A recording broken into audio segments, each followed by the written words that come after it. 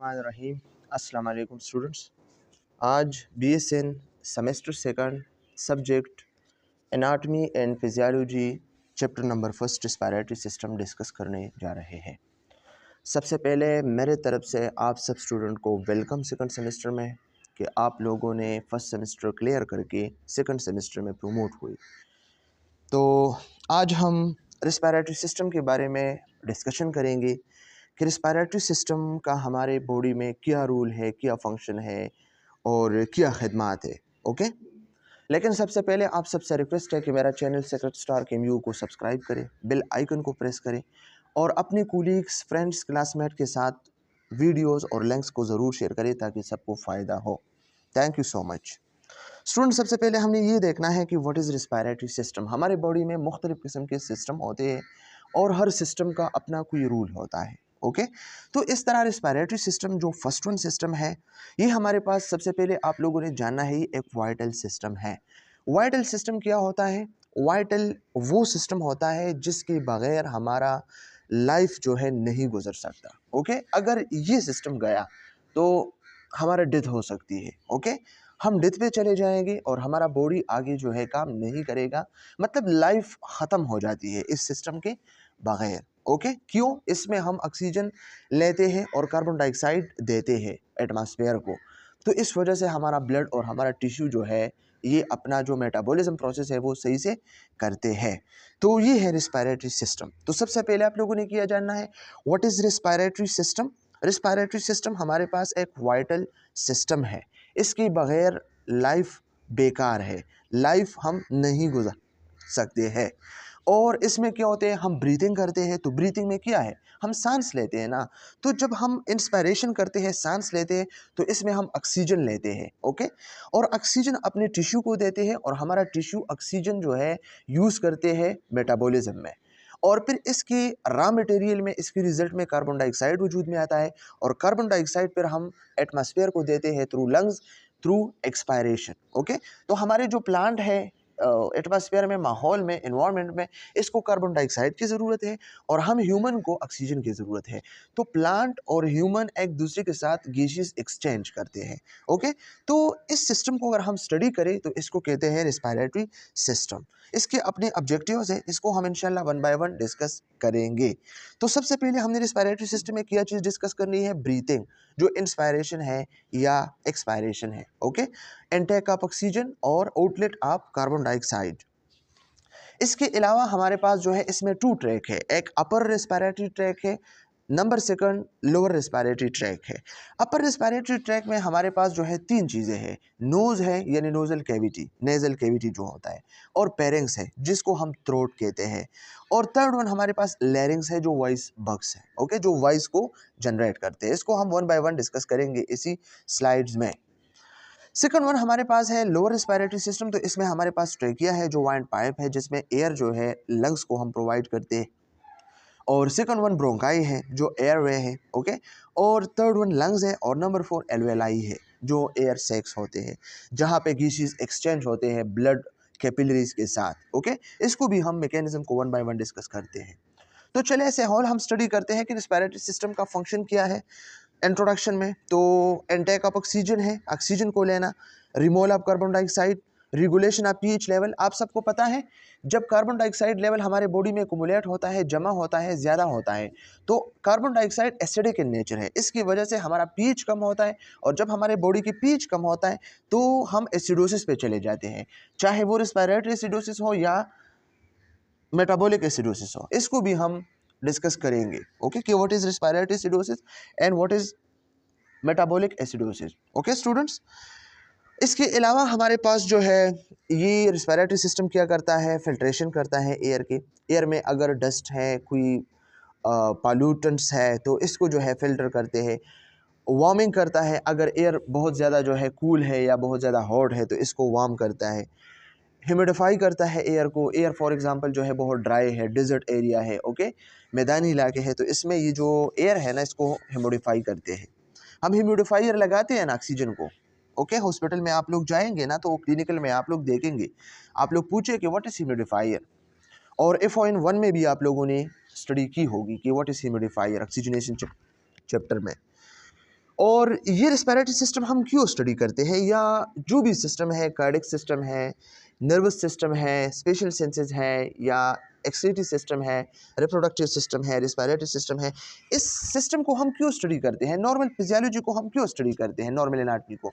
Normal anatomy और normal physiology इसलिए हम स्टडी करते हैं कि अगर कल इस नॉर्मल फिजियोलॉजी में, नॉर्मल एनाटॉमी कोई प्रॉब्लम हो, कोई पैथोलॉजी हो, ताकि हमको पता हो कि ये नॉर्मल है, तो इस नॉर्मल से इस बॉडी ने, इस हेल्थ ने डिविएशन किया है, इसने इनहराफ किया है, इसमें ये चेंजेस आई हैं, तो इस चेंजेस के लिए, इस पैथोलॉजी के लिए फिर हम ट्रीटमेंट जो है देते हैं। और वो कॉमन रेस्पिरेटरी कंडीशन कौन सी है जिसको हम आगे बीएसएन में स्टडी करते हैं और हॉस्पिटल में स्टडी करते हैं। इसमें नंबर फर्स्ट हमारे पास अस्थमा है, जो एक एलर्जिक रिएक्शन है, COPD है, okay, chronic obstructive pulmonary disorder है, और नमूनिया है, ब्रोंकाइटिस है, लंग कैंसर है। इन सबको हम इंशाल्लाह डिस्कस करेंगे, इस स्लाइड में नहीं, लेकिन आगे बीएसएन जर्नी में आप लोगों ने इसको जहन नशीन करनी है। चलें स्लाइड को प्रॉपर जो है स्टार्ट करते हैं कि स्लाइड में क्या लिखा है। ऑब्जेक्टिव में क्या है, डिस्क्राइब रिस्पिरेटरी सिस्टम। तो सबसे पहले रिस्पिरेटरी सिस्टम को डिस्क्राइब करना है, ये तो हमने इंट्रोडक्शन में डिस्क्राइब किया, लेकिन फिर भी हम स्लाइड में देखते हैं कि क्या लिखा है। Number second, describe the structure and the function of the following. नीचे जो दिया गया है ना, इसके स्ट्रक्चर और फंक्शन को, यानी इसकी एनाटॉमी और फिजियोलॉजी को हम डिस्कस करेंगे। अपर रेस्पिरेटरी ट्रैक, तो अपर रेस्पिरेटरी ट्रैक में क्या है, नोज है, नेजल कैविटी है, पेरिंग्स है, लैरिंग्स है। MCQ पॉइंट ऑफ व्यू से स्टूडेंट याद रखना, ये मेरे पेपर में आ चुके हैं। The lower respiratory track, lower respiratory track में क्या है, ट्रैकिया है, ब्रोंकियल ट्री है, और लंग्स है, एयर सैक्स है, okay. Discuss the physiology of respiration by explaining the mechanism of pulmonary ventilation. Pulmonary ventilation discuss करेंगे, एक्सटर्नल रेस्पिरेशन डिस्कस करेंगे, इंटरनल रेस्पिरेशन डिस्कस करेंगे। Brief discuss the lungs volume and capacities. Lung volumes और capacities है, जो tidal volume है, IRC है, ERC है, okay, lung capacity है, इन सब को हम जो है 1 बाय 1 डिस्कस करेंगे इसी चैप्टर में। लेकिन स्टूडेंट मैं कोशिश करता हूँ कि 1 वीडियो में इसको कवर करूँ, बट अगर 1 वीडियो में कवर नहीं हुआ तो इसको हम इंशाल्लाह 2 वीडियोज़ में, 2 पार्ट्स में जो है डिस्कस करेंगे रिस्पिरेटरी सिस्टम, क्योंकि बहुत इंपॉर्टेंट है। इसमें हमने MCQs को भी मेंशन करना है, तो फिर 1 वीडियो में इम्पॉसिबल है, तो इस पर हम 2 वीडियोस बनाएंगे, part 1 and part 2। Half part 1 में कवर करेंगे, हाफ पार्ट 2 में कवर करेंगे। और ये slide not for KMU, just एक KMU के लिए नहीं है, ये डू यूनिवर्सिटी के लिए भी है, UHS के लिए भी है, ये बोलान यूनिवर्सिटी के लिए भी है, KMU के लिए भी है, और KMU के अलावा जितनी भी कैंपस है, तो स्वात है, मर्दान है, जितनी भी है, इन सब के लिए है। बल्कि मैं कह सकता हूँ कि थ्रू द वर्ल्ड है, ओके, वर्ल्ड में जहाँ भी, पाकिस्तान है, इंडिया है, बांग्लादेश है, अफगानिस्तान है, इन सब के लिए, नेपाल है, इन सब के लिए ये वीडियोस है। आप लोग इसको देख सकते हैं, इससे फ़ायदा ले सकते हैं। तो चलें प्रॉपर स्टार्ट करते हैं चैप्टर को। Respiratory system, what is respiratory system? A system consisting of lungs and air passage specialized for the intake of oxygen and exchange of gases with the blood। ये हमारे पास एक सिस्टम होता है जिसमें lungs होते हैं और एयर स्पेशलाइज्ड पैसेजेस होते हैं, जिसके ज़रिए हम ऑक्सीजन को लेते हैं और कार्बन डाइऑक्साइड को एटमॉस्फेयर को देते हैं। तो ये है हमारे पास respiratory system. What is respiration? The exchange of oxygen and carbon dioxide between the atmosphere and the cells of the body। Respiration क्या होता है? ऑक्सीजन और कार्बन डाइऑक्साइड को एटमॉस्फेयर और बॉडी के जो सेल्स है ना, इसके बीच में, इसके बिटवीन एक्सचेंज करना। सेल्स से कार्बन डाइऑक्साइड को लेना, एटमॉस्फेयर को देना, और एटमॉस्फेयर से ऑक्सीजन को लेना और वो टिश्यू को देना, इसको कहते हैं respiration. Respiration include 3 things. Respiration में 3 थिंग्स जो है इंक्लूड्स है। नंबर फर्स्ट, इसमें वेंटिलेशन ऑफ लंग्स है। तो सबसे पहले हमने ये डिस्कस करना है कि what is ventilation of lungs, और इसको पल्मोनरी वेंटिलेशन भी कहते हैं। तो वेंटिलेशन ऑफ लंग्स को क्या कहते हैं? Inspiration and expiration. इंस्पायरेशन क्या होता है? Inspiration simply inhalation, intake of air, जो हम सांस लेते हैं, इसमें ऑक्सीजन लेते हैं ना, तो इसको इंस्पायरेशन कहते हैं। एक्सपायरेशन क्या होता है? इसको एक्सहेलेशन भी कहते हैं, जो हम आउटलेट ऑफ कार्बन डाइऑक्साइड करते हैं, जो हम सांस बाहर निकालते हैं। इसी को आप देखें, ये जो मैंने सांस लिया ना, ये क्या है? ये इंस्पायरेशन है। और ये जो मैंने बाहर निकाला एटमॉस्फेयर को, तो ये क्या है? ये एक्सहेलेशन है। आप लोगों ने फील किया होगा, ओके। नंबर 2 है एक्सटर्नल एस्पायरेशन। अब आप लोगों ने जो है समझना है कि what is external aspiration. External aspiration में है the exchange of gases between lungs and blood. जो हमारे लंग्स हैं और लंग्स कैपिलरीज है, इसके बीच में जो एक्सचेंज ऑफ गैसेस होता है लंग्स में, तो ये क्या है, ये हमारे पास एक्सटर्नल रेस्पिरेशन है। आप सबको पता है जो लंग्स कैपिलरीज है, तो इसमें क्या है, डीऑक्सीजनेटेड ब्लड है, इसमें कार्बन डाइऑक्साइड लेवल ज़्यादा होता है ना। और हमारे जो लंग्स है, हमने फ्रेश एयर जो है इनहेल किया है, तो हमारे लंग्स में क्या है, कंसंट्रेशन ऑफ ऑक्सीजन जो है ज़्यादा है, तो इसमें एक्सचेंज ऑफ एयर होता है। हम ऑक्सीजन लंग्स से लेके ब्लड को देते हैं और ब्लड से कार्बन डाइऑक्साइड लेके ऑक्सीजन को लंग्स को देते हैं। तो इधर जो एक्सचेंज ऑफ गैसेस होते हैं ना, तो इसको एक्सटर्नल रेस्पिरेशन कहते हैं। Okay, and internal respiration between blood and tissue, blood और टिश्यू के बीच में जो एक्सचेंज ऑफ गैसेस होता है ना, तो इसको कहते हैं इंटरनल रेस्पिरेशन। ये इंटरनल ऑफ द बॉडी होता है। आप सोचिए ना, अगर हमारे इंटरनीज है या हमारे जो एक्सट्रीमिटीज़ है, हमारे लिवर्स है, हमारे स्टमक है, इंटेस्टाइन्स है, जहाँ पे भी जो टिश्यूज़ है, ओके, और इसके साथ जो ब्लड वेसल्स है, तो ब्लड वेसल्स में क्या है, ब्लड वेसल्स में ऑक्सीजनेटेड ब्लड है ना, ऑक्सीजन ज़्यादा है। और हमारा जो सेल्स है, इसमें क्या हुआ है, मेटाबॉलिज्म हुआ है। जो ऑक्सीजन हमने दिया था इसको, इसने वाटर के साथ रिएक्शन किया और ऐसे रिजल्ट इसमें कार्बन डाइऑक्साइड एक्युमुलेट हुआ है। तो टिश्यूज़ में कार्बन डाइऑक्साइड ज़्यादा है और ब्लड में ऑक्सीजन ज़्यादा है, तो ब्लड ऑक्सीजन टिश्यू को देता है और टिश्यू कार्बन डाइऑक्साइड ब्लड को देता है। ओके, तो इस एक्सचेंज ऑफ गैसेस को क्या कहते हैं, इंटरनल रेस्पिरेशन स्टूडेंट्स। ओके, तो ये है concept of ventilation of lungs and external respiration as well as internal respiration. Number third, the use of oxygen in cellular metabolism. और आप सबको पता है जो हमारे सेल्स है मेटाबॉलिज्म के लिए ऑक्सीजन को यूज़ करते हैं ना, तो किस लिए यूज़ करते हैं, इसमें कार्बोनिक एसिड का भी जो है एक रूल्स है। लेकिन मैं आप लोगों को बात करूं, जो हमारे टिश्यूज़ है ना, वो ऑक्सीजन को लेके फिर ऑक्सीजन के साथ वो रिएक्ट करता है और इसी ज़रिए जो है मेटाबॉलिज्म स्टार्ट होता है। मेटाबॉलिज्म क्या है, मुख्तलिफ़ किस्म की रिएक्शन हमारे सेल में होते हैं ना, तो ऐसे रिजल्ट कार्बन डाइऑक्साइड हमारे बॉडी में जनरेट होता है। और जब कार्बन डाइऑक्साइड जनरेट होता है और वो एक्युमुलेट होता है, तो एसिडिक इन नेचर है, इसकी वजह से हमारे बॉडी के पीएच जो है कम होते हैं, तो इस वजह से हमारा बॉडी जो है एसिडोसिस पे जा सकता है। तो हमने एक पेशेंट के बार बार जो है एबीजीज जो है चेक करनी है। ओके, आर्टीरियल ब्लड गैसेस कि इसका जो है पीएच किया है, एसिडोसिस में तो नहीं है, अल्कलोसिस में तो नहीं है। इंशाल्लाह आप क्लिनिकल पे जाएंगे ना, तो इन सब चीज़ों का आप लोगों को पता चल जाएगा कि ये क्या है। इसके बाद ये हमारे पास क्या है, ये हमारे पास एक डायग्राम दिया है, इसको हम एलाबोरेट करते हैं वन बाय वन। ये आप देखें, ये हमारे पास क्या है, ये हमारे पास रेस्पिरेटरी ट्रैक है, ये अपर रेस्पिरेटरी ट्रैक है, और ये ट्रिकिया से लेकर ये लंग्स तक ये लोअर रेस्पिरेटरी ट्रैक है।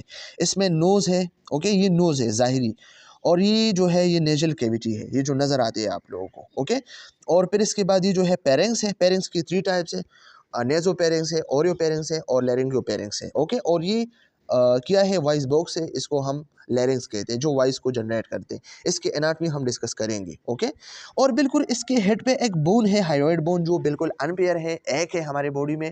और याद रखना, ये किसी भी बोन के साथ अटैच नहीं हुआ है, और ये जस्ट एक बोन है जिसने हमारे टंग को सपोर्ट किया है। This point must be remembered student, MCQs point of view से। ओके, और इसके बाद ये जो ट्रैकिया है ना, तो ये लोअर रेस्पिरेटरी ट्रैक है, ब्रोंकी है, और इस ब्रोंकी को भी आप देखें, ब्रोंकाई को, ये डिवाइड हुआ है 2 में, लेकिन ये जो ये जो राइट वाला है ना, राइट वाला ज़्यादा जो है वर्टिकल है, और जो लेफ्ट वाला है ना, तो ये लेस वर्टिकल है। ये इस तरह है और ये इस तरह है। ओके, इसमें 3 लोब्स है स्टूडेंट्स, याद रखना। और ये जो राइट वाला है ना, इसमें 2 लोब्स है ड्यू टू ऑब्लिक फिशर। और ऑब्लिक फिशर क्यों है, यहाँ पे जो है लंग्स में थोड़ी सी कमी है, और ये मिडिस्टिनम प्लेस है, इस पे हार्ट है, तो हार्ट ने ये जगह जो है लिया है। और ये हमारे पास डायफ्राम है, ओके, जो रेस्पिरेशन में मदद करता है, इनहेलेशन और एक्सहेलेशन में। स्टूडेंट, ये चीज़ें आप लोगों ने याद रखनी है। और ये क्या है, ये रिब्स है जो हमारी लंग्स को सपोर्ट करता है, ये डायफ्राम है। और स्टूडेंट, एक और बात, हमारे पास जो हार्ट था, फॉर एग्जांपल ये हार्ट है, तो हार्ट के इस चीज़ का क्या नाम है, अपर साइड का, इसको बेस कहते थे, ओके, और इसको एपेक्स कहते थे। ओके, लेकिन इन केस ऑफ लंग्स में ये चीज़ जो है बिल्कुल उलट है। ओस के लिए ये चीज़ याद रखिए, एमसीक्यूज पॉइंट ऑफ व्यू से आप लोग ये बात जो है याद रखिए, लंग्स का अपर साइड को एपेक्स कहते हैं और लोअर साइड को बेस कहते हैं स्टूडेंट्स। ओके, ये उलट है, हार्ट में अपर साइड को जो है सुपीरियर को जो है बेस कहते हैं, और इन्फीरियर को जो है क्या कहते हैं, एपेक्स कहते हैं। और इन केस ऑफ लंग्स की जो सुपीरियर है इसको एपेक्स कहते हैं, और जो इन्फीरियर है इसको बेस कहते हैं। Okay students, types of respiration जो ऑलरेडी हम डिस्कस कर चुके हैं, इसके 3 टाइप्स हैं। नंबर फर्स्ट हमारे पास पल्मोनरी वेंटिलेशन है, नंबर सेकंड एक्सटर्नल रिस्पायरेशन है, नंबर थर्ड इंटरनल रिस्पायरेशन है। पल्मोनरी वेंटिलेशन क्या है? The process of exchange of gases between the atmosphere and the lungs is called pulmonary ventilation. जो atmosphere है, atmosphere क्या है? जो हमारे इर्द गिर्द हवाएं हैं, एयर है, इसमें 21% ऑक्सीजन है, मुख्तलिफ किस्म के परसेंटेज में इसमें गैसेस है, तो ये सब हमारे पास एटमॉस्फेयर से। ओके, तो एटमॉस्फेयर से कार्बन डाइऑक्साइड को जो है लंग्स पे जाना, या लंग्स से एटमॉस्फेयर से ऑक्सीजन लंग्स पे जाना और लंग्स से कार्बन डाइऑक्साइड एटमॉस्फेयर पे जाना, ये जो एक्सचेंज ऑफ एयर है, एक्सचेंज ऑफ गैसेस है, इसको कहते हैं पल्मोनरी वेंटिलेशन। ओके, वेंटिलेशन क्या है? जस्ट सिंपली जो विंडो हमारे कमरे में होता है, हमारे रूम में होते हैं, इसको हम वेंटिलेशन कहते हैं, वेंटिलेटर कहते हैं ना, कि ये वेंटिलेटर है या ये वेंटिलेशन है। इसके ज़रिए एक्सचेंज ऑफ एयर होता है, फ्रेश एयर इनसाइड और जो फ्रेश एयर नहीं होता है, ओके, तो वो जो है बाहर जाते हैं। तो ये है वेंटिलेशन सिस्टम। और जब एक बंदे का लंग्स काम नहीं करता तो सीसीएन में आप लोग डिस्कस करेंगे, हमने इस पे वीडियोस बनाई है, आप लोग देख सकते हैं। और इसका जो लिंक्स है मैं डिस्क्रिप्शन में आप लोगों के साथ शेयर करूंगा, आप देख सकते हैं। तो वेंटिलेटर क्या होता है? ये आर्टिफिशियल लंग्स होते हैं। फिर एक बंदे का अगर लंग्स काम नहीं करता तो इसको हम वेंटिलेटर पे लगाते हैं, ओके, आईसीयू और सीसीयूज में। ओके स्टूडेंट्स, तो पल्मोनरी वेंटिलेशन क्या है? पल्मोनरी वेंटिलेशन जो एटमॉस्फेयर है और हमारे लंग्स है, ओके, इनसाइड द बॉडी, तो इनके बीच में जो गैसेस एक्सचेंज होता है, ओके, ऑक्सीजन और कार्बन डाइऑक्साइड की, तो इसको कहते हैं पल्मोनरी वेंटिलेशन। इसके बाद सेकंड वन है एक्सटर्नल रिस्पायरेशन। तो एक्सटर्नल रिस्पायरेशन क्या है? इसमें एक्सचेंज ऑफ गैसेस होता है, लेकिन ब्लड वेसल्स, कैपिलरीज, ब्लड्स और लंग्स के बीच में। ओके, लंग्स के पास क्या है? पार्शियल प्रेशर ऑफ ऑक्सीजन ज़्यादा है, और ब्लड के पास क्या है? जो कैपिलरीज है नियर दी लंग्स, तो इसमें कार्बन डाइऑक्साइड के लेवल ज़्यादा है। तो इनके बीच में जो एक्सचेंज ऑफ एयर होता है इसको कहते हैं, या एक्सचेंज ऑफ गैसेस होते हैं, इसको कहते हैं एक्सटर्नल रिस्पायरेशन। इसके बाद हमारे पास है इंटरनल रिस्पायरेशन। इंटरनल रिस्पायरेशन क्या है? तो ऑलरेडी हम डिस्कस कर चुके हैं। The process of exchange of gases between the blood and the tissue is called internal respiration. जो हमारे बॉडी में टिश्यूज़ है और इसके नियर जो कैपिलरीज है, तो कैपिलरीज में जो ब्लड है इसके पास ऑक्सीजन ज़्यादा है, और जो हमारे सेल्स है इसने मेटाबॉलिज्म रिएक्शन किया है तो इसके पास कार्बन डाइऑक्साइड ज़्यादा है।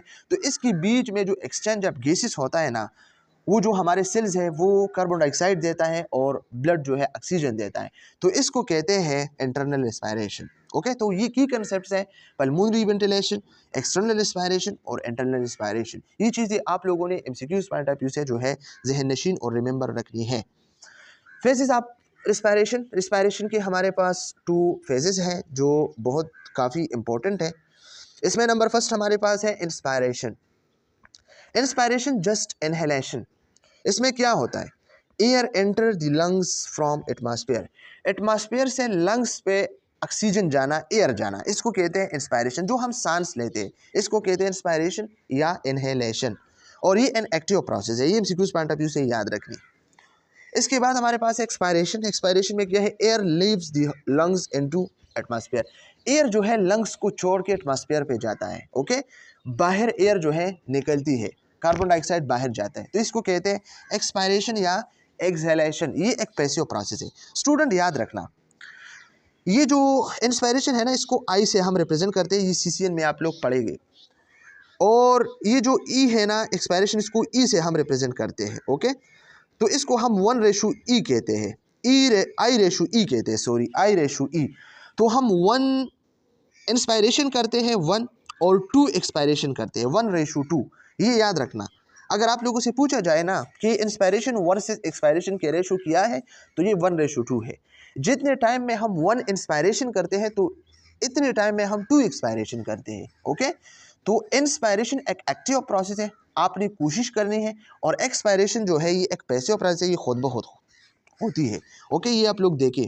और फिर इसमें जो मसल्स इन्वॉल्व है इसको हम इस चैप्टर में ही डिस्कस करेंगे। Functions of respiration. Respiratory system या रिस्पायरेशन के जो फंक्शन है वो क्या है? इसमें गैसेस एक्सचेंजेस हैं, ओके, गैस एक्सचेंजर। ये एक गैस एक्सचेंजर है। हमारे लंग्स गैसेस को एक्सचेंज करते हैं ना, इसके पास कार्बन डाइऑक्साइड ज़्यादा है तो कार्बन डाइऑक्साइड एटमॉस्फेयर को देते हैं, ओके। अगर ऑक्सीजन ज़्यादा है तो ब्लड को ऑक्सीजन देता है। ओके, तो ये क्या है, ये रिस्पिरेटरी सिस्टम है ना, एक्सचेंज ऑफ गैसेस होता है। ये गैसेस और एयर को जो है फिल्टर करते हैं, जो ऑलरेडी हम डिस्कस कर चुके हैं। एयर को वार्म करते हैं, ह्यूमिडिफाई करते हैं। इन्फ्लुएंस स्पीच, और रेस्पिरेटरी सिस्टम के ज़रिए हम स्पीच को जनरेट करते हैं। आप लोग डिस्कस करेंगे आगे, रेस्पिरेटरी सिस्टम में हम लेरिंग्स को डिस्कस करेंगे, इसके एनाटॉमी को भी डिस्कस करेंगे, इसके फिजियोलॉजी को भी हम डिस्कस करेंगे। लेरिंग्स क्या है, ये हमारे पास वॉइस बक्स है। ओके, जब हम एयर इस पे जो है आता है ना ड्यूरिंग इंस्पायरेशन, तो वो साउंड को जनरेट करता है। तो इन्फ्लुएंस स्पीच, स्पीच को इन्फ्लुएंस करना। Allow for senses of smell, और इसमें मुख्तलिफ किस्म के स्मेल के सेंसेस होते हैं। थ्रू इंस्पायरेशन हमारे नोज़ में, ओके, जो अल्फैक्टरी सेंसेस है। फोर मेजर फंक्शंस हैं, इसके अलावा भी फोर मेजर फंक्शंस हैं, ओके, जो इसको हम ऑलरेडी डिस्कस कर चुके हैं। पल्मोनरी वेंटिलेशन है, जो एटमॉस्फेयर से हमारे लंग्स जो है ऑक्सीजन लेते हैं और कार्बन डाइऑक्साइड जो है देते हैं, तो इसको पल्मोनरी वेंटिलेशन कहते हैं। Diffusion of oxygen and carbon dioxide between alveoli and blood, alveoli और ब्लड के बीच में जो डिफ्यूजन होता है ऑक्सीजन और कार्बन डाइऑक्साइड की, तो ये इंपॉर्टेंट है। और transport of carbon dioxide and oxygen to and from tissue, tissue से कार्बन डाइऑक्साइड जो है ब्लड पे जाना, और ब्लड से ऑक्सीजन को जो है टिश्यू पे ट्रांसपोर्ट होना, ये जो है रेस्पिरेशन, और रेस्पिरेशन का जो है फंक्शन है। Regulation of oxygen and carbon dioxide in blood and tissue, tissue और ब्लड में ऑक्सीजन और कार्बन डाइऑक्साइड रेगुलेट करना, ये किस चीज़ का काम है, ये रेस्पिरेटरी सिस्टम और रेस्पिरेशन का काम है। रेस्पिरेटरी डिवीजन, रेस्पिरेटरी डिवीजन इसमें हमारे पास जो है रेस्पिरेटरी ट्रैक्ट डिवाइड हुआ है टू में। इसमें नंबर फर्स्ट हमारे पास है अपर रेस्पिरेटरी ट्रैक्ट, जिसको URT कहते हैं, consist of nose, pharynx and larynx. इसमें नोज, पेरिंग्स और लैरिंग्स होता है। और लोअर रेस्पिरेटरी ट्रैक्ट LRT में हमारे पास जो है trachea, bronchi, bronchiole and lungs होते हैं। इसको हम वन बाय वन डिस्कस करते हैं। ये हमारे पास है रेस्पिरेटरी सिस्टम। नोज़, नोज़ हम डिस्कस करते हैं सबसे पहले अपर रेस्पिरेटरी सिस्टम में। तो नोज़ के टू टाइप्स है, एक्सटर्नल नोज़ है और इंटरनल नोज़ है। ये तो आप सबको पता है। एक्सटर्नल नोज़ वो है जो हम ज़ाहिरी अपीयरेंस पे देखते हैं, जो हम बॉडी पे देखते हैं, ये एक्सटर्नल है। और इंटरनल में हमारे पास नेज़ल कैविटी होते हैं, जो हम डिस्कस करेंगे। एक्सटर्नल नोज में क्या होता है, the external nose consist of supporting framework of bone and hyaline cartilage. Student, ये इंपॉर्टेंट एमसीक्यूज है। जो एक्सटर्नल नोज है ना, ये बोन और हाइलिन कार्टिलेज पे जो है कंपोज्ड होता है। कौन सा cartilage? Hyaline cartilage. The cartilage framework of external nose consist of, external nose का जो हाइलिन कार्टिलेज है, ये किस चीज़ से बना हुआ होता है? ये थ्री टाइप्स ऑफ कार्टिलेज से बना हुआ होता है। सेप्टल कार्टिलेज, सेप्टल कार्टिलेज क्या होता है? अगर ये नोज है, ओके, तो नोज के जो टू नोस्ट्रल है एक दूसरे से जो है जुदा है। तो किस वजह से जुदा है, सेपरेट है? इस सेप्टल कार्टिलेज की वजह से। इसके बीच में कार्टिलेज होता है जो टू नोस्ट्रल को एक दूसरे से जुदा करती है। इसके बाद nasal, lateral nasal cartilage. Lateral cartilage ये वाला कार्टिलेज होता है, ये वाला, जिसने हमारे नोज के जो साइड्स जो है कवर की होगी। और थर्ड वन हमारे पास एलर कार्टिलेज है। ये एलर कार्टिलेज यहाँ पे भी होता है, यहाँ पे भी होता है। ओके, इसको हम एनाटॉमी में आप लोगों के साथ जो है शेयर करते हैं। तो ये three types of cartilage MCQs point of view से याद रखना। इसके बाद हमारे पास जो है इंटरनल नोज है। Internal nose is a large cavity in the anterior aspects of the skull and is lies interior to nasal bone and superior to mouth. Student, ये याद रखना, अगर ये हमारे पास स्कल है, तो ये स्कल है और ये हमारे पास नोज है। ओके, तो याद रखना ये स्कल है और स्कल के बिल्कुल एंटीरियर साइड पे नोज है। स्कल के बिल्कुल एंटीरियर साइड पे नोज है। और अगर ये माउथ है, ओके, तो माउथ के बिल्कुल ये ऊपर है, तो माउथ के सुपीरियर है। ओके, तो इंटरनल नोज यानी नेजल कैविटी माउथ को बिल्कुल सुपीरियर है और स्कल को इन्फीरियर है। स्टूडेंट, ये एनाटॉमी याद रखना। It lines with muscle and mucus membrane. और ये जो नेजल कैविटी है ना स्टूडेंट, ये याद रखना, ये जो है म्यूकस मेम्ब्रेन और मुख्तलिफ किस्म मसल पे जो है मुश्तमिल होते हैं। The space between internal nose is called nasal cavity. और जो इंटरनल नोज होता है ना, इसमें जो स्पेस होता है, इसको नेजल कैविटी कहते हैं। ये वाला, ये क्या है, ये आप लोगों को जो नज़र आती है ना, ये नेजल कैविटी है, ये वाला। Okay, mucus secreted by the goblet cells moisten the air and trap the air particle। और स्टूडेंट याद रखना, जो मेम्ब्रेन होता है ना, म्यूकस मेम्ब्रेन नेजल कैविटी में, इसमें गोबलेट सेल्स होते हैं और इसके ज़रिए म्यूकस जो है सिक्रीट होते हैं। तो इस वजह से जो है डस्ट पार्टिकल या जो पॉल्यूटेंट्स हैं वो ट्रैप होते हैं। ओके, और इसके अलावा भी हमारा जो आइज़ है ना, तो इसमें जो लेक्रेमल ग्लैंड्स है या लेक्रेमल डक्ट्स है, तो इसके ज़रिए जो टेयर्स है ना, आंसू है, तो वो भी हमारे जो है नेज़ल कैविटी में जो है आते हैं। तो स्टूडेंट ये चीज़ें आप लोग याद रखिए, ये जस्ट एनाटमी है। और यहाँ पे आप देखिए, ये हम जो है आप लोगों के साथ शेयर करते हैं। ये हमारे पास डिफरेंट साइनस हैं, ये तो चौड़े, ये हमने स्कल सिस्टम में भी डिस्कस की है और आगे स्पेशल सेंसस में भी डिस्कस करेंगे। ये नेज़ल बोन है ये वाला, ओके, ये जो बाहर अपीयरेंस में नज़र आते हैं, ये हाइलिन कार्टिलेज है, ये वाला नोज़ वाला हाइलिन कार्टिलेज है, और ये मैक्सिला है, ये भी आप सबको पता है, ये वोमर हेमेंड, ये तो वही चीज़ें हैं, ओके। और इसके अलावा यहाँ पे देखिए, ये साइनस इन फ्रंटल लोब, ये भी चौड़े। नेज़ल बोन, ये नेज़ल बोन है, हाइलिन कार्टिलेज है ये वाला, ये आर्टीरियोन, ये नोस्ट्रल है, ये आप लोगों को पता है। और ये क्या है, इन्फीरियर नेज़ल कॉन्चा और मिडल नेज़ल कॉन्चा और सुपीरियर नेज़ल कॉन्चा, ये हमारे पास क्या है, एथिमाइड बोन के अंदर ये जो हमारा नेज़ल कैविटी है, ये याद रखना। और ये याद रखना, ये जो बोन है ना, ये पैलेटाइन बोन है स्टूडेंट, ओके। और ये जो पैलेटाइन बोन है ये हार्ड है, तो इसको हार्ड प्लेट कहते हैं, हार्ड, ये सख्त होता है। और इसके बाद जो स्टार्ट होता है ना, तो ये सॉफ्ट प्लेट होता है, ओके। इसको लिखा है सॉफ्ट प्लेट, ओके। तो ये सॉफ्ट प्लेट है और ये हार्ड प्लेट है। ये आगे एनाटॉमी में हम डिस्कस करेंगे इसी चैप्टर में। Nose, apart from olfaction the nose have several function. अगर हम यहाँ बात करें तो ओल्फैक्शन क्या है, सेंस ऑफ स्मेल, जो हम स्मेल जो है सेंस करते हैं। तो ओल्फैक्शन के अलावा भी नोज़ के मुख्तलिफ़ किस्म के फंक्शंस हो सकते हैं। इसमें नंबर फर्स्ट, एयर को वार्म करना, गर्म करना। मैंने कहा ना, अगर एयर बहुत ड्राई है, बहुत ज़्यादा जो है कूल है, तो इसको वार्म करना, क्लीन करना, ह्यूमिडिफाई करना और इनहेल करना, ओके।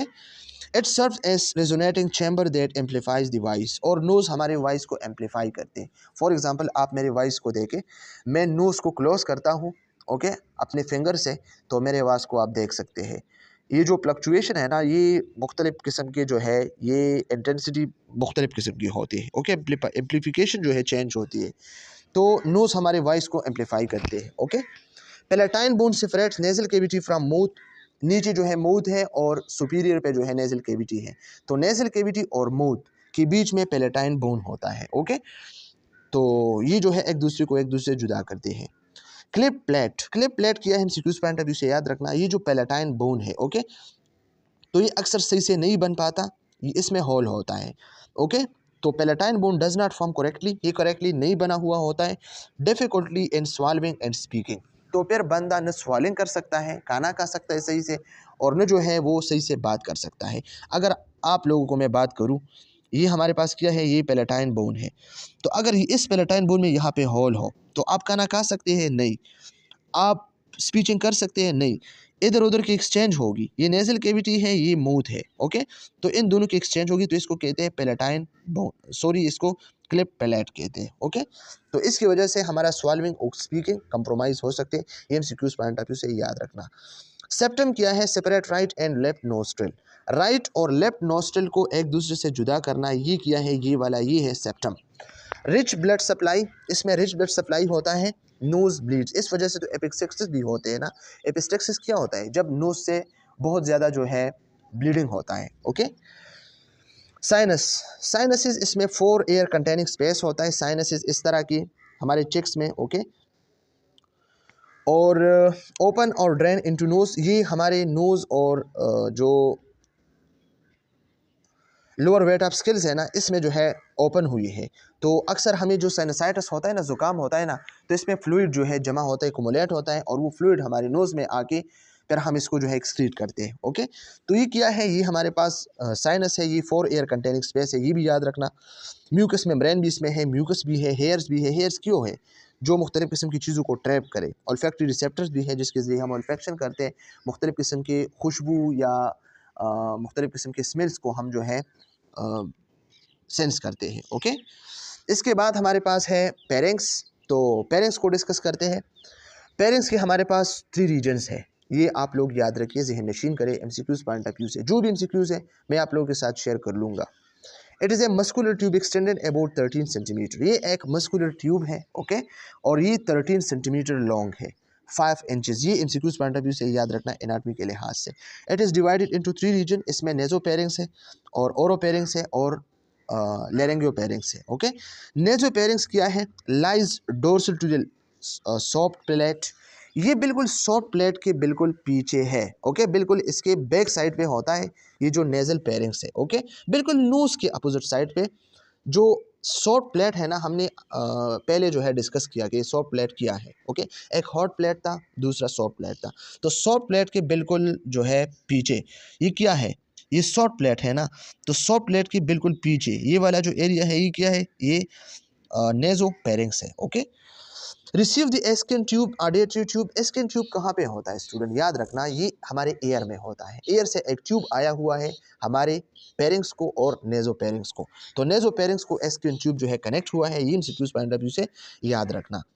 होसिस पेरेंगियल टॉन्सिल्स, और नेजो पेरिंग्स में पेरेंगियल टॉन्सिल्स जो है मौजूद होते हैं, यहाँ पे आप देख सकते हैं। ओके स्टूडेंट्स, यहाँ पे आप देखें ये क्या है? ये हमारे पास पेरेंगियल, ये येलो जो है ये नेजो पेरेंगियल टॉन्सिल्स है। ओके, तो ये कहाँ पे होते हैं? नेजो पेरिंग्स में होते हैं। इसके बाद हमारे पास जो है ओरियो पेरिंग्स है। तो ओरियो पेरिंग्स, ओरो बिल्कुल आप लोगों को पता है, नाम से, मुंह से निकला है। The space between the soft palate and the root of the tongues, root of tongues जो होता है और सॉफ्ट प्लेट होता है, इसके बीच में जो एरिया होता है ना, इसको ओरोपेरिंग्स कहते हैं। यहाँ पे आप देख सकते हैं ये क्या है स्टूडेंट, आप लोग देखें, ये देखिए ये हमारे पास क्या है? ये सॉफ्ट प्लेट है।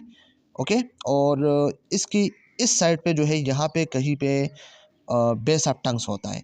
तो यहाँ पे जो एरिया होता है ना, इसको ओरोपेरिंग्स कहते हैं। इसको हम नेक्स्ट डायग्राम में जो है डिस्कस करेंगे। Okay, which extends inferior to the hyoid bone, और ये बिल्कुल हायोइड बोन के बिल्कुल पीछे होता है और बिल्कुल इन्फीरियर इसके लोअर साइड पे होते हैं। ओके, मैंने आपसे कहा है ना, हायोइड बोन बिल्कुल किसी बोन के साथ अटैच नहीं हुआ है, लैरिंक्स पे पड़ा हुआ होता है और इसने हमारे टंग्स को जो है सपोर्ट दिया है। Okay, mean it extends from the uvula to the level of the hyoid bone, ये अल्वा से लेके हायोइड बोन तक ये एक्सटेंड हुआ है inferiorly. Okay, it contain palatine and lingual tonsil, और इसके पास जो है पेलेटाइन और लिंगुअल टॉन्सिल्स होते हैं। इसको हम आगे डिस्कस करते हैं। यहाँ पे आप देखें, ये आप लोग देखिए, ये ओल्वा है जो सॉफ्ट प्लेट है। ओके, और ये क्या है? ये बेस ऑफ टंग है।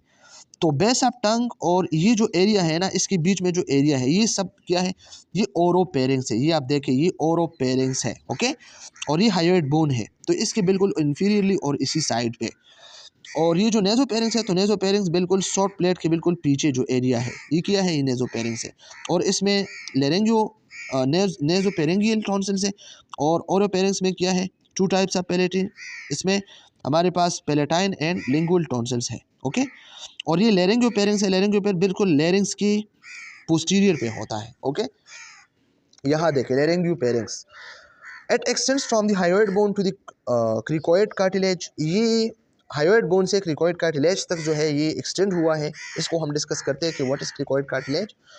ओरियोपेरिंग्स and laryngopharynx serves as a common passageway for both food and air. Student याद रखना, जो ओरेंगियोपेरिंग्स है या लेरेंगियोपेरिंग्स है, इन ये दोनों कॉमन है। इसमें एयर और फूड दोनों जो है कॉमन होते हैं, जा सकते हैं। और ये जो नेजोपेरिंग्स है, इसमें सिर्फ जो है नोज से एयर जो है हम कंडक्ट कर सकते हैं और कुछ इसमें नहीं होता है। और यहाँ पे रीजन ऑफ पेरिंग्स आप देखें, नेजोपेरिंग्स है, ओरिंगोपेरिंग्स है एंड लेरेंजियोपेरिंग्स है। ओके, इसके बाद हमारे पास है लेरिंग्स। पेरिंग्स तो हमने डिस्कस किया, इसकी 3 टाइप्स हमने डिस्कस किया। अब है लेरिंग्स, और लेरिंग्स बहुत इंपॉर्टेंट है एमसीक्यूज पॉइंट ऑफ व्यू से। इसकी जो एनाटॉमी है और फिजियोलॉजी है बहुत काफ़ी इंपॉर्टेंट है। Larynx, the larynx voice box is located in the neck between the pharynx throat and the trachea windpipe. ये जो लेरिंग्स है ना, वॉइस बॉक्स, इसके ज़रिए हमारा जो वॉइस होता है ना, वो जनरेट होता है। ओके, जो हम बातें करते हैं, मैं जो अब लेक्चर करता हूँ, ये क्या है? ये वॉइस बॉक्स के ज़रिए हम बात करते हैं। ये कहाँ पे लोकेट होता है? नेक में। और पेरिंग्स जो थ्रोट है और वाइंड पाइप ट्रेकिया है, इसके बीच में, पेरिंग्स और ट्रेकिया के बिल्कुल बीच में ये लेरिंग्स मौजूद होता है। Okay, it is made of cartilage, muscles and ligaments. MCQs point of view से याद रखना, ये कार्टिलेज, मसल्स और लेगामेंट से जो है ये बना हुआ होता है। इसके मेन पार्ट्स है, और स्टूडेंट ये मेन पार्ट जो है एमसीक्यूज पॉइंट ऑफ व्यू से बहुत ज़्यादा इंपॉर्टेंट है। नंबर फर्स्ट इसमें है thyroid cartilage. Thyroid cartilage largest cartilage है। ओके, लेरिक्स में सबसे लार्जेस्ट कार्टिलेज कौन सा है? थायराइड कार्टिलेज है। फॉर्म द एडम एपल्स, ये एडम एपल्स को बनाता है। स्टूडेंट ये एडम एपल्स क्या है? ये बात याद रखना, जब बंदा जो है खासतौर पे बॉय जब प्यूबरिटी पे जाता है ना, तो इसके नेक में इसके गले में तो एक किस्म का जो है आउटसाइड आउटग्रोथ जो है नज़र आता है इस तरह। अगर ये हमारा जो है नेक है ना, तो इसमें इस तरह की एक चीज़ नज़र आता है लोगों को। ओके, जब बंदा प्यूबरिटी पे जाता है 14 टू 16 एज पे, तो इसको कहते हैं एडम एप्पल। ओके, ये एडम एप्पल जो है ये क्या है, ये लेरिंग्स जो है इसका साइज़ जो है इंक्रीज़ होता है। ओके, ये इसका काम जो है प्यूबरिटी के साथ है। थायराइड कार्टिलेज लार्जेस्ट कार्टिलेज है from the Adam apples. Adam apples किस कार्टिलेज से बना हुआ होता है? थायराइड कार्टिलेज से। ओके, जो लार्जेस्ट कार्टिलेज है। स्टूडेंट ये एमसीक्यूज बार बार आ चुका है। इसके बाद क्रिकोइड कार्टिलेज है। क्रिकोइड कार्टिलेज हमारे पास एक रिंग शेप कार्टिलेज है। स्टूडेंट याद रखना, रिंग शेप कार्टिलेज कौन सा है? क्रिकोइड है। बिलो द थायराइड कार्टिलेज, और ये थायराइड कार्टिलेज के बिल्कुल बेस पे होता है, बिलो होता है, नीचे होता है। इसको हम एनाटॉमी में शो करते हैं, आगे डायग्राम आते हैं। एरेटिनॉइड कार्टिलेज, एरेटिनॉइड कार्टिलेज क्या है? Control vocal cord movements. जो वोकल कॉर्ड मूवमेंट्स है, हम जो बातें करते हैं, ओके, फ्रिक्वेंसी चेंज करते हैं, स्लो आवाज़, तेज़ आवाज़, इस तरह पिच जो है, ये सब कौन कंट्रोल करता है? ये एरेटिनॉइड कार्टिलेज कंट्रोल करता है। तो स्टूडेंट ये 3 एमसीक्यूज आप लोग याद रखिए। रिंग शेप कार्टिलेज कौन सा है? क्रिकोइड्स।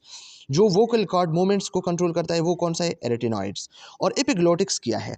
प्लेप्स that covers the airway during swallowing and prevent choking। choking क्या है स्टूडेंट? choking हमारे पास हम पुश्तो में कहते हैं ना कि से खतल।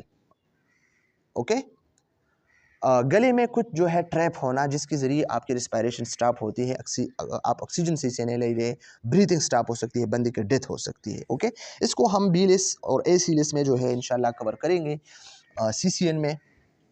ऑलरेडी इस पे वीडियोज़ भी है, लेकिन चोकिंग आप लोग का काम नहीं है, जस्ट आप लोगों ने जाना है कि व्हाट इज़ चोकिंग।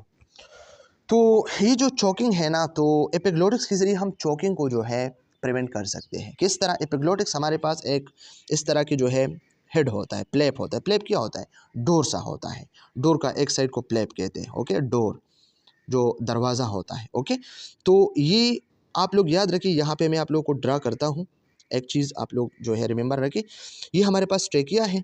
ओके, और इसकी बैक साइड पे याद रखना एज़ोफेगस होता है। स्टूडेंट याद रखना, एज़ोफेगस इसके बिल्कुल बैक साइड पे होता है। पहले ट्रेकिया, फिर बैक साइड पे एज़ोफेगस। तो यहाँ पे इस तरह एक जो है प्लेप सा होता है। तो जब हम खाना खाते हैं ना और खाना आते हैं, तो ये इस पे ढक्कन जो है बंद होता है, एपिग्लोटिक्स बंद होता है, तो रेस्पिरेटरी ट्रैक जो है बंद होता है, और फूड जो है इसी जगह पे जो है जाता है। तो जब फूड अंदर जाता है तो फिर ये ओपन होता है, हम सांस लेते हैं। तो जब सांस लेते हैं तो इसके ज़रिए इसमें मूवमेंट आती है, और इस मूवमेंट की वजह से हमारा जो पेरिस्टालिसिस है ना, वो भी इम्प्रूव होते हैं स्टूडेंट। ओके, एपिग्लोटिक्स क्या है? ये एक प्लेप्स है, एक डोर है, एक तंबा है, हम कह सकते हैं, जिसने हमारे एयरवे को कवर किया है, और ये हमारे बॉडी को, हमारे रेस्पिरेटरी सिस्टम को, या हमारी बॉडी को चोकिंग से प्रिवेंट करते हैं। ओके, इसको हम वन बाय वन यहाँ पे डिस्कस करते हैं। ओके स्टूडेंट्स, यहाँ पे आप देखिए ये बहुत ज़्यादा इंपॉर्टेंट है। ये जो है फ्रंट साइड है। ओके, जो एंटीरियर एनाटमी है, इसको हम डिस्कस करते हैं। पहले सबसे पहले ये किया है, ये एपिग्लोटिक्स है, ये वाला ये किया है, ये एपिग्लोटिक्स है। ओके, लेकिन ये बैक साइड से है और ये फ्रंट से है। तो एपिग्लोटिक्स किया है, एपिग्लोटिक्स इसके बिहाइंड, स्टूडेंट याद रखना, इसके बिहाइंड, ये फ्रंट साइड है ना, तो इसके बिहाइंड जो है एपिग्लोटिक्स, इसके बिहाइंड जो है क्या है? एज़ोफेगस है। और ये बैक साइड है ना, तो यहाँ पे क्या है? यहाँ पे हमारा जो है एज़ोफेगस है स्टूडेंट्स। ओके, तो स्टूडेंट याद रखना, यहाँ पे जो आप लोगों को नजर आते सबसे ज़्यादा कार्टिलेज ये किया है, ये हमारे पास थायराइड कार्टिलेज है। ओके, थायराइड कार्टिलेज ये एडम एप्पल है। ओके, ये जो आप अगर आप इस पे जो है हाथ रखें ना, तो आप इसको महसूस करेंगे, लेरिंग्स को। तो ये क्या है? ये थायराइड कार्टिलेज है। ओके, और ये जो इसका नोच है ना, तो इसको थायराइड नोच कहते हैं, जो बाहर नज़र आते हैं। और इसके ज़रिए जो ये मेम्ब्रेन है ना, हायोइड बोन के साथ जो है अटैच है, तो इसको कहते हैं थायराइड मेम्ब्रेन। और ये हमारे पास हायोइड बोन है। ओके, लेकिन ये एंटीरियर साइड है स्टूडेंट, याद रखना। और ये जो ग्रीन नज़र आते हैं ना, ये रिंग शेप, तो ये क्या है? ये आपको पता है, ये क्रिकोइड कार्टिलेज है, जो हमने कहा कि ये रिंग साइड है,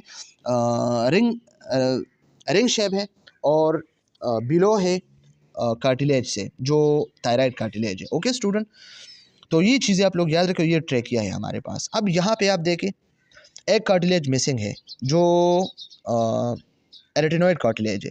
तो ये वाला जो दो नज़र आते हैं ना, ये क्या है? ये एरेटिनॉइड कार्टिलेज है स्टूडेंट, ये वाला, ये दोनों जो नज़र आते हैं ना, ये वाला, ये एरेटिनॉइड कार्टिलेज है, और इसने किया है, ये वोकल कॉर्ड की ओपनिंग और क्लोजिंग में जो है मदद करता है, इसने मेम्ब्रेन को पकड़ा हुआ होता है। ओके, तो स्टूडेंट ये याद रखना, ये हमारे पास जो नज़र आती है ये क्या है, थायराइड कार्टिलेज है, और ये जो ग्रीन है ना, ग्रीन फ्रंट साइड से जो है ये रिंग शेप है, और इस साइड से जो है कट हुआ है। ओके, तो ये जो है हमारे पास क्रिकॉइड है, और ये दोनों जो है ये एरेटिनॉइड है। ओके, और याद रखना ये जो ट्रेकिया है ना, तो ये भी फुल सर्कल नहीं होता है। ओके, ये भी रिंग्स शेप होता है, लेकिन एंटीरियर से ये रिंग है और पोस्टीरियर से ये जो है कट हुई है।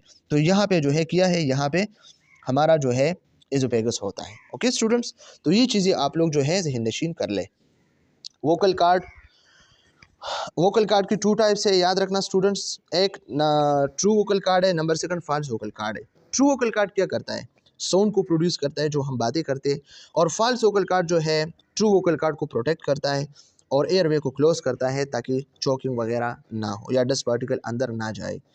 ग्लोटिस क्या है, opening between the true vocal card. जब ट्रू वोकल कार्ड ओपन होता है ना, तो इस ओपनिंग को ग्लोटिस कहते हैं। एमसीक्यूज पॉइंट ऑफ व्यू से याद रखना ये सब। ओके, मसल्स इन्वॉल्व है इसमें, control tension and position of the vocal cord for speeching and breathing. ये मसल जो है क्या करते हैं, ये टेंशन और वोकल कॉर्ड की पोजीशन को कंट्रोल करते हैं ताकि हम सही से स्पीचिंग करें या ब्रीथिंग करें। आपको पता है ना, हम ब्रीथिंग को भी कंट्रोल कर सकते हैं, स्पीचिंग को भी कंट्रोल कर सकते हैं। कभी हम साउंड के पिच को ज़्यादा करते हैं, तेज़ आवाज़ हम निकालते हैं। ओके, तो ये हमारे कंट्रोल में है। कभी हम स्लो बातें करते हैं, जब हम स्लो करते हैं तो ये क्या, ये इस मसल का काम है। ओके, ये आप देखें, ट्रू वोकल कार्ड्स फोल्ड्स और लेगामेंट्स। ये वोकल कार्ड फोल्ड्स भी होता है और ये ओपन भी होता है। ये जब क्लोज होता है ना इस तरह, okay, vocal card closed position, तो ये क्लोज ग्लोटिस जो है बंद हुआ है, तो अब साउंड जनरेट नहीं होगा। Vocal folds, true vocal card, glottis. Okay, तो ये ओपन, ये क्लोज हुआ है, बात ख़त्म, बंदा आवाज़ नहीं कर सकता है। और ये किया है, ये ओपन हुआ है, तो ये ड्यूरिंग साउंड, जब आप बातें करते हैं तो ये ओपन होता है, और इसी वजह से जो है साउंड जनरेट होते हैं। यहाँ पे आप देखें स्टूडेंट्स, ये जो टू बोन्स नज़र आते हैं ना, ये एरेटिनॉइड कार्टिलेज है। ओके, और इसने इस मेम्ब्रेन को जो है पकड़ा है, इस मेम्ब्रेन को पकड़ा है, तो ये इधर साइड पे आके ये क्लोज होता है और ओपन होता है। ये आप देखें ना इस तरह, तो इसके ज़रिए हम साउंड को जनरेट करते हैं। ये एंटीरियर ओवरव्यू है, और ये जो है आप लोग देख सकते हैं, ये क्लोज है और ये ओपन है, और ये बेस ऑफ टंग है, ये बेस ऑफ टंग है, ये वाला। ओके, ये नॉर्मल एनाटमी, इसमें कोई मुश्किल नहीं है। फिजियोलॉजी ऑफ दी लैरिंक्स की फिजियोलॉजी क्या है, फिजियोलॉजी का क्या मतलब है, फर्स्ट सेमेस्टर में हम डिस्कस कर चुके हैं। मतलब फंक्शन, तो लैरिंक्स का फंक्शन क्या है, 3 मेन फंक्शन है। नंबर फर्स्ट जो फंक्शन है एयरवे प्रोटेक्शन है। ओके, तो ये तो हम सबको पता है।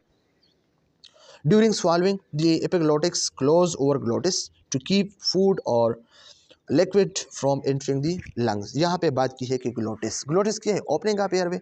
तो एयरवे लैरिंग्स ओपन होता है, तो एपिग्लोटिक्स आके इसको क्लोज करता है। क्यों, ताकि स्वालोविंग के दौरान कोई फूड मटेरियल जो है लंग्स पे ना जाए, रेस्पिरेटरी सिस्टम में ना जाए और बंदा कोलैप्स ना हो जाए। ओके, तो ये प्रिवेंशन ऑफ चोकिंग के लिए हम करते हैं, और एयरवे को प्रोटेक्ट करते हैं ताकि कोई फॉरिजन पार्टिकल जो है अंदर ना जाए। ओके, तो ये है airway protection.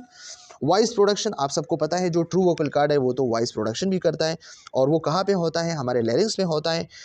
Air from the lungs passes through the vocal cords, air vocal cord से पास होके causing them to vibrate and produce sounds, और ये वोकल कार्ड वाइब्रेट होता है और वो आवाज़ को जो है जनरेट करता है। जब हम शादियाँ, हमारे घरों में शादियाँ होते हैं वगैरह वगैरह, खुशियाँ के मतलब खुशियाँ होते हैं, तो हम ज़्यादा बातें करते हैं, ज़्यादा ज़ोर से अच्छी ही चिल्लाते हैं ना, तो फिर जो है हमारा वोकल कार्ड जो है इन्फ्लेम होता है और हम सही से बात नहीं कर सकते। ओके, तो ये क्या इन्फ्लेमेशन हुआ है, और स्टूडेंट्स इस पे भी हम एक लेक्चर बनाएंगे कि किस तरह हमारा वोकल कार्ड जो है साउंड को जनरेट करता है। ओके, ये भी हम जो है सीखेंगे।